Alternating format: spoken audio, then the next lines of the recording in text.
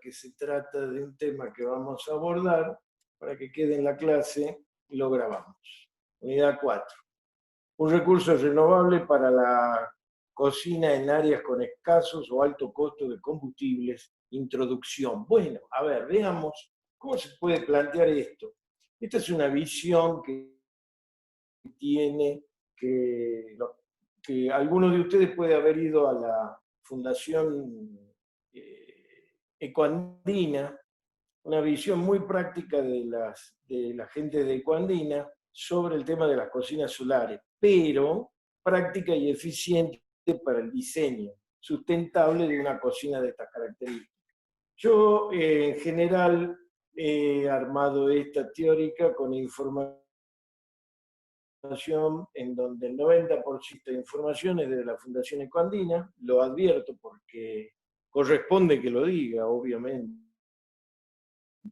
Está muy bueno y no debe desaprovecharse la parte teórica para el planteo de la solución de este tema. Bueno, la energía solar térmica se refiere al calor generado por la radiación solar. Esta unidad pretende acercar las bases teóricas y el funcionamiento práctico de las cocinas solares y sus aplicaciones útiles en el día a día de regiones con mucha radiación solar, como es el caso de la provincia de Jujuy. Algunos de los conocimientos previos a tener antes de comenzar con el tema se relacionan con la diferenciación entre energía solar térmica y energía solar fotovoltaica. La energía solar térmica usa la radiación solar para producir calor que puede aprovecharse para cocinar alimentos, calentar el ambiente, calentar el agua, procesos industriales, etc. Recuerden que, como siempre insisto, hoy podríamos tener calefaccionadas nuestras casas con energía solar. Para eso lo único que hay que tener en cuenta es cómo funciona el sol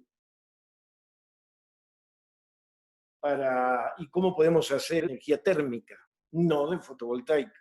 Ese es el objetivo. Y por eso acá yo lo he puesto claramente, calentar el ambiente. ¿El ambiente de qué? De una oficina, de una vivienda, lo que sea.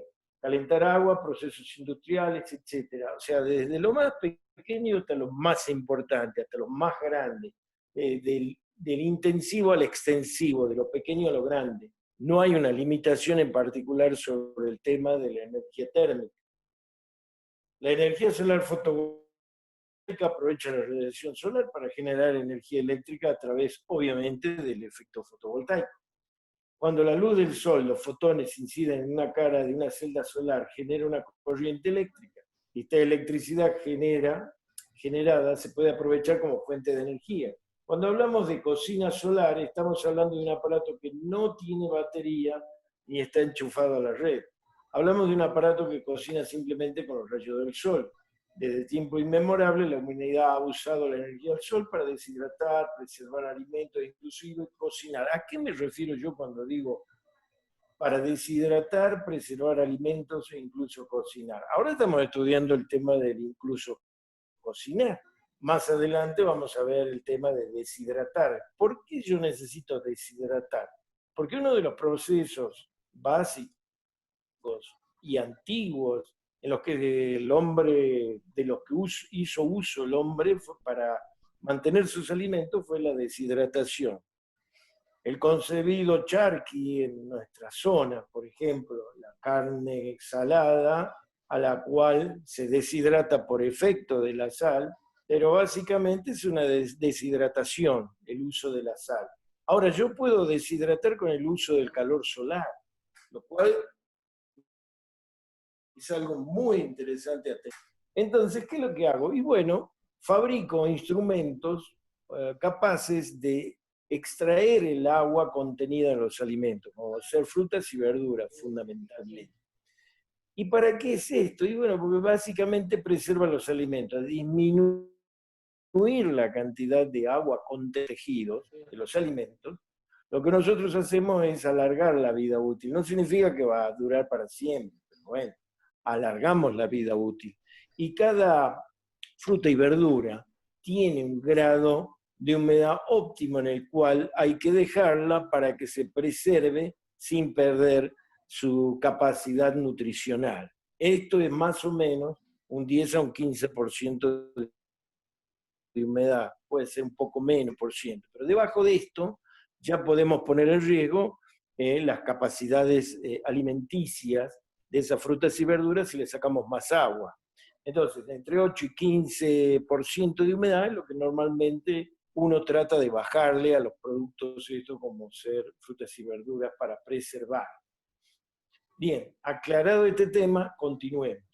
Muchas son las fuentes que citan a personajes históricos conocidos, simplemente a comunidades que en distintas zonas del mundo hacían uso de la energía solar. Se cita en la antigüedad, por ejemplo, a Arquímedes, del que se decía que mediante unas lentes hexagonales reflejaba la luz solar para quemar las velas de los navíos enemigos en el sitio de Siracusa, algo así que como el siglo III antes de Cristo. Leonardo da Vinci, por su proyecto de concentrador solar para uso industrial en 1515. Lavoisier, considerado como el inventor de la química moderna, también concentró la luz solar en lentes llegando a alcanzar 1800 grados centígrados de temperatura. El astrónomo inglés Herschel diseñó una cocina simple solar en una expedición al Cabo Buena Esperanza en el siglo XIX.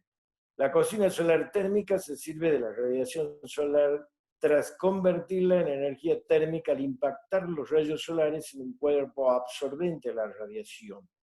Uno de los obstáculos en la difusión de las solares es comprender cómo es posible que la radiación solar pueda cocer de una forma práctica. Que los rayos solares calientan es un hecho conocido, pero es difícil comprender cómo una cocina solar es capaz de elevar tanto la temperatura y además elaborar la comida.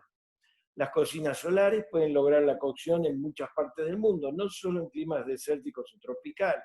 Es posible fundir hielo hasta en la Antártida con la única acción del sol, menos 50 grados centígrados de temperatura ambiente. O sea, dense una idea de lo que puede hacer una cocina solar en un ambiente antártico, si hay sol, obviamente.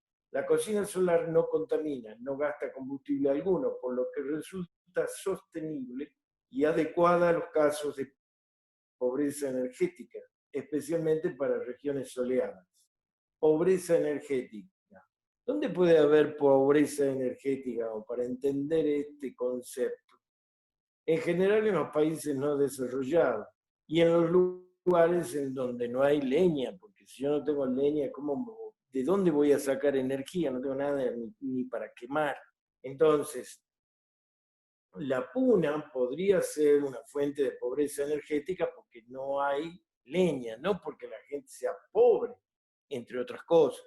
Pero en este caso, en la puna es difícil hacerse de leña sin hacer un desastre ecológico. Entonces, uno de los problemas fundamentales por los cuales las cocinas solares se pusieron en marcha en la puna fue justamente por este tema. El uso de los pocos vegetales que hay en el norte, en la puna, para calentarse o calentar alimentos. Bien, este tema podría reducir la deforestación en las zonas afectadas y permitir mayor libertad y calidad de vida a sus usuarios, tanto en zonas rurales como urbanas. Una visión de las cocinas solares en lo que respecta a la evolución del uso humano de la energía en la siguiente ilustración. A partir de la leña puedo obtener carbón. A partir del carbón también podría obtener petróleo. A partir del petróleo, con el uso del petróleo podría conseguir energía y el uso de renovables también puedo conseguir energía. El progreso fue así: leña, carbón, petróleo y renovables. El progreso de la humanidad, o sea, comenzamos calentándonos y cocinando con leña, luego con carbón, luego con petróleo y actualmente lo podríamos hacer con renovables. La intermitencia del sol hace que no pueda considerarse actualmente el medio único de cocción, pero siempre es útil como complemento y respaldo frente a la falta de suministro. Siempre tenemos que tener en cuenta que hay muchos pros y hay algunos contras. En el caso del uso de las cocinas solares, nosotros tenemos la contra, que esa energía que es capaz de cocinar no la podemos almacenar. El aparato o cocina solar simplemente aprovecha los rayos solares cuando estos están. Y no es que se cocina en 2 minutos, lleva su tiempo y por lo tanto el horario de uso, por lo general, es desde las 9 de la mañana hasta las 3 de la tarde en el norte, en la Quebrada, en la Puna. O sea, se puede llegar a usar durante ese horario. O sea, podemos cubrir la necesidad de cocinarnos alimentos elaborados al mediodía, pero a la noche no podríamos, mediante el uso de la cocina solar. Por lo tanto, tiene una ventaja, que es que no consume ni carbón, ni leña, ni petróleo, pero tiene una desventaja que en las horas nocturnas esta no funciona. En esta unidad se van a revisar todos aquellos conceptos que son la base teórica del proceso de cocinado utilizado por las cocinas solares. Para casos de grave desabastecimiento e irregular abastecimiento de combustible, la cocina solar supone una seguridad. De hecho, las cocinas solares son una herramienta de ayuda humanitaria ante carencias y tragedias humanitarias. Su utilidad en campos de refugiados está bien establecida. Si se consigue un medio de almacenamiento de calor para poder cocinar por la noche y por la mañana del día siguiente, así como evitar el enfriamiento durante el paso de las nubes, se lograría un gran avance. En realidad, respecto de este tema, a ver, la teoría es la teoría, da una idea, pero nosotros tenemos que hacer el análisis concienzudo como para que ustedes entiendan todos los detalles, por qué se dice cada cosa que se dice. Un medio de almacenamiento de calor ya está definido, pero obviamente a partir de cocinas solares no se puede. ¿Sí? ¿Por qué? Porque tiene un principio de funcionamiento, un diseño de funcionamiento que es acorde a la existencia de luz solar. Fuera del horario de la existencia de luz solar, no funciona para calentar más que un utensilio, que en este caso es una olla captadora de la energía solar térmica. Y porque está diseñada para generar más energía térmica y almacenarla. ¿Podría generar más? Y sí, podría, pero medio difícil. ¿Cómo hacer? Habría que reemplazar el utensilio, como las cocinas a leña, y ponerle un serpentín que caliente algo, que se almacene en algún lugar, que esté bien aislado térmicamente y el cual se puede usar en otro momento. Pero yo necesito llegar a 80, 90 o hasta 100 grados centígrados para cocinar algo en un medio acuoso. Bien, el tema entonces es un poco más complicado que el uso de una cocina solar. Entonces, en esos casos ya está, se puede hacer, pero no sería una cocina solar la que nos permitiría a nosotros cocinar durante la noche en algún lugar donde haya buena radiación. Tengan en cuenta que justamente si yo necesito acopiar energía, necesito pasar de la temperatura que yo la voy a usar. Si yo voy a usar a 100 grados, pónganle a 90 grados centígrados, un utensilio, le puedo hacer todo un sistema para que circule algo que esté a una temperatura mayor como para asegurarme una transferencia de energía uniforme y rápida de ese serpentín a ese medio en donde está la comida. Entonces yo necesito algo más de temperatura, no 80, 90 grados, necesito más. Siempre tiene que haber, ustedes saben, que siempre hay una transferencia de energía, ¿de dónde? De una fuente más caliente a una más fría. Entonces si yo quiero llevar una determinada preparación de una comida, por decir, quiero hervir papas, quiero cocinar papas, ¿qué es lo que tengo que hacer? Y bueno, tengo que, cuanto más caliente esté el agua, más rápido se va a cocinar, obviamente. Ahora, llevarla más allá de los 100 grados no tiene sentido porque evaporaría rápidamente todo el agua. Entonces, andar alrededor de los 100 grados podría ser una temperatura adecuada, 95 grados, una cosa así, o 90 grados. Bueno, para mantener esa temperatura de 90 grados, yo que necesito algo con más temperatura. Sí, porque se va a estar yendo parte de esa temperatura, se va a estar perdiendo. Entonces podría ser que yo durante el día caliente con un concentrador solar más allá de los 100 grados, algún fluido como aceite a 250 grados y lo almacene en un termotanque. Y a la noche haga circular ese aceite caliente, serpentín, que estaría en una olla metálica capaz de introducirse ahí toda la preparación y levantar la temperatura a 100 grados como para que se cocine. No estamos hablando de un horno, estamos hablando de una cocina solar. O sea, está la solución, está la solución. El tema es que seamos lo suficientemente inteligentes como para desarrollar algo portable y en función de las necesidades.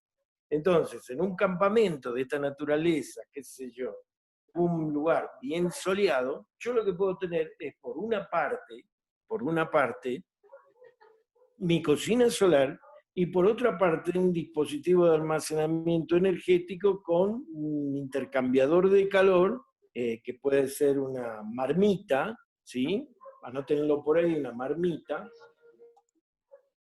Y esa marmita que se utiliza para cocinar y mediante agua caliente que pasa por las paredes de esa super cocina más grande, ya para cosas más grandes, bueno, esa marmita la puedo utilizar, no con vapor, pero sí ¿cómo se llama? Con aceite caliente, como para que cocine una buena porción de comida de. Entonces ya está, no es que no está, simplemente la cocina solar no me va a dar la solución para la noche. Así como no, yo se las voy a explicar acá, como todos la conocemos, todos la entendemos en la cocina solar, no me va a permitir cocinar las 24 horas. Pero si a la cocina solar, que funciona correctamente en el horario en que tenemos sol, le sumamos un aditamento lo suficientemente importante como para captar energía térmica y reprocesarla, reutilizarla posteriormente para cocinar, sí se puede hacer. Hasta inclusive se podría llegar al punto de decir, bueno, ¿sabe qué? Con el concentrador yo puedo generar energía en el aceite y ya no necesitar siquiera de la cocina solar. Sí, puede ser. Pero lo que pasa es que estas instalaciones son un poco más complejas que una mera cocina solar, como ya veremos en cuanto veamos su diseño y construcción y forma de uso. Bien, ¿qué son los ODS? Objetivos de Desarrollo Sostenible. Son la evolución de los llamados ODM, Objetivos de Desarrollo del Milenio. Estos fueron establecidos por las Naciones Unidas en el año 2000 con el objetivo de que se alcanzaran las distintas metas que tenía cada uno de ellos en el año 2015. O sea, 15 años después se habían fijado en el año 2000 metas a conseguir en el 2015. Llegada la fecha y con muchos objetivos aún sin cumplir, el 25 de septiembre de 2015 los líderes mundiales marcaron una segunda etapa con una serie de objetivos a cumplir para erradicar la pobreza, proteger el planeta y asegurar la prosperidad para todos como parte de una nueva agenda de desarrollo sostenible. Se marcaron 17 metas en las que todas las partes, gobierno, el sector privado y la sociedad civil, deben comprometerse para su cumplimiento en el 2030. Guarda, digo, deben, porque hay muchos que se borran, ¿sí? Fundamentalmente Estados Unidos y China. De ahí que se llame la Agenda 2030, que son los llamados, y acá está, los Objetivos de Desarrollo Sostenible. Primero, fin de la pobreza. Segundo, hambre cero. Tercero, salud y bienestar. Cuarto, educación y de calidad. 5, igualdad de género. 6, agua limpia y saneamiento. 7, energía asequible y no contaminante. 8, trabajo decente y crecimiento económico. 9, industria, innovación e infraestructura. Reducción de las desigualdades. 11, ciudades y comunidades sostenibles. 12, producción y consumos responsables. 13, acción por el clima. 14, vida submarina.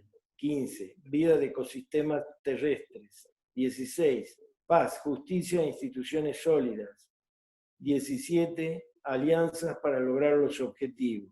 Esos son los 17 ODS, Objetivos de Desarrollo Sostenible.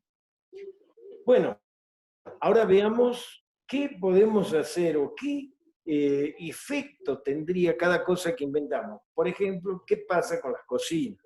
El proceso de cocinado utilizando cocinas solares se encuentra alineado con varios de estos objetivos. Veamos el objetivo 7, que dice energía asequible y no contaminante. Bueno, garantizar el acceso a una energía asequible, segura, no contaminante y moderna para todos. ¿Sí? El acceso a la energía es esencial para asegurar el derecho a la calidad de vida de las personas. Sin embargo, el acceso a esta no siempre es seguro ni asequible, o sea, accesible desde el punto de vista económico, ni no contaminante. El presente y cada vez más notable cambio climático replantea ya desde hace décadas modelos de matriz energética para todos los países, tratando de cortar con la dependencia energética de los hidrocarburos. Es ahí donde las energías no contaminantes tienen tanta importancia y donde la energía solar térmica toma un papel relevante para la sociedad, especialmente en aquellas partes del mundo con alta irradiación y con situaciones de habitabilidad más precarias. Bien, es cierto. Veamos el Objetivo de Desarrollo Sostenible 2. A ver un segundo. Queda tiempo. Bien.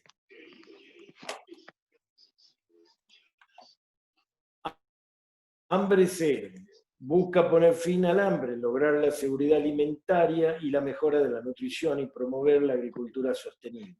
La falta de capacidad de cocinado hace que en muchos lugares los alimentos que se ingieren no tengan los nutrientes ni la variedad necesaria para garantizar un correcto crecimiento ni una salud adecuada. El uso de la cocina solar favorece y facilita la posibilidad de consumir alimentos que aporten nutrientes diferentes, dado que el cocinado no requiere de gas o leña, tan solo del sol. Bien, Objetivo de Desarrollo Sustentable 3, salud y bienestar. Bueno, obviamente el poder comer verduras procesadas de esta manera garantiza la salud y el bienestar. La vida sana, por todo de todas las edades. Cada día alrededor de 3 millones de personas cocinan y calientan sus casas utilizando fuegos abiertos y estufas ineficientes que queman combustibles sólidos como madera, estiércol animal, residuos agrícolas o carbón. Según la Organización Mundial de la Salud, en 2009 las muertes por humo de la cocina ascendieron a 9 millones. Según Kirk Smith, profesor de salud ambiental de la Universidad de California, uno de los hallazgos más alarmantes es el humo de los fuegos para cocinar. En el humo de los fuegos para cocinar es la mayor amenaza ambiental para la salud en el mundo hoy en día. La mayoría de estas muertes se ven en África, América Latina y afecta sobre todo a mujeres y niños. Es cierto. Así que hay que tener cuidado con este tema. Otro de los objetivos de desarrollo sustentable que beneficia el uso de cocinas solares es el 13, acción por el clima, adoptar medidas urgentes para combatir el cambio climático y sus efectos. Una de las principales causas del cambio climático es la emisión de gases de efecto invernadero. Una de las formas de reducir estas emisiones es el uso de energías renovables, como la energía solar para el cocinado. Los gases que contribuyen al efecto invernadero son el dióxido de carbono, el metano y óxido nitroso. En Europa, América del Norte, el cocinado depende en gran medida del gas o de electricidad. Cada uno de ellos emite respectivamente 140 kilos y 315 kilos de dióxido de carbono. Un habitante del continente africano consume cada día para cocinar entre 1 y 1,5 kilos de leña, según la FAO. Esto equivale a 1,47 kilos de dióxido de carbono emitido por kilo de madera. El cocinado con cocinas solares elimina estas emisiones, por lo que contribuye a la disminución del efecto invernadero. Bueno, entender y conocer cuáles son las ventajas del uso de este tipo de tecnología y el buscar las alternativas para el diseño de este tipo de equipamiento, que en muchos lugares puede facilitar y reducir un montón de cosas, ayudando a la gente en particular. Movimiento aparente del Sol. Este punto es fundamental para ser capaces de utilizar de manera correcta las cocinas solares, puesto que su funcionamiento óptimo depende de que esté correctamente enfocada a la posición del Sol en el momento de cocinado. Guarda con esto. Por el movimiento de la Tierra el Sol, este tiene un movimiento aparente en el cielo de la Tierra, sale por el este, se pone por el este, recorriendo 360 grados en 24 horas, que equivalen a 15 grados por hora a lo largo de la trayectoria del cielo terrestre mirando hacia el Ecuador. Debido a la latitud geográfica del lugar, el Sol no sube hasta la vertical más que en determinadas circunstancias. En vez de esto, sube un ángulo que sería igual a la latitud del lugar phi, si no fuera porque el eje de giro de la Tierra se encuentra inclinado y fijo en su orientación de 23,45 grados, con respecto a la perpendicular a su trayectoria. Por ello, en los solsticios de invierno y de verano, el Sol asciende en el cenit respectivamente un mínimo y máximo, es decir, la latitud más o menos ese ángulo, más en verano. En los equinoccios de otoño y de primavera, el eje de la Tierra es perpendicular a los rayos solares, por lo que su inclinación no afecta y el Sol asciende en un ángulo al mediodía, que es la latitud del lugar en valor absoluto. ¿Entendido? Bueno, así es el tema. ¿Qué es lo que pasa con el Sol? Los solsticios. El eje está inclinado con respecto al Sol. Por lo tanto, hay una doble inclinación, la del eje y la de la latitud del lugar. Si estamos en el Ecuador, bueno, será la inclinación solamente del eje cuando el eje es el Sol. Pero exactamente en los 3 meses posteriores estaremos en un plano que es perpendicular al Sol. Y por lo tanto, en el Ecuador estaremos con el Sol a 90 grados. Ahora, en la latitud y nada más de inclinación. Eso es lo que nos está diciendo. Veamos el fundamento de transferencia de calor, es un recordatorio de lo que deben haber visto en física, y que es bueno que lo veamos porque de esta manera vamos a entender el funcionamiento más específicamente. Dos mecanismos básicos que deben ser conocidos antes de hablar sobre concentradores térmicos son los transportes de masa y de calor. El calor se aporta o se cede de múltiples maneras. A ver, por difusión, por transmisión, transferencia o transporte del calor en términos equivalentes. A continuación se explican los 3 fenómenos básicos de transferencia de calor. Conducción. La conducción ocurre por el contacto directo entre dos elementos que estén a temperaturas distintas, es decir, donde exista gradiente de temperatura. Gracias a este gradiente se da una transferencia de calor del elemento más caliente al más frío, siempre atravesando el calor por un área A de un cierto espesor X, siendo la ecuación fundamental de la conducción o ley de Fourier la siguiente.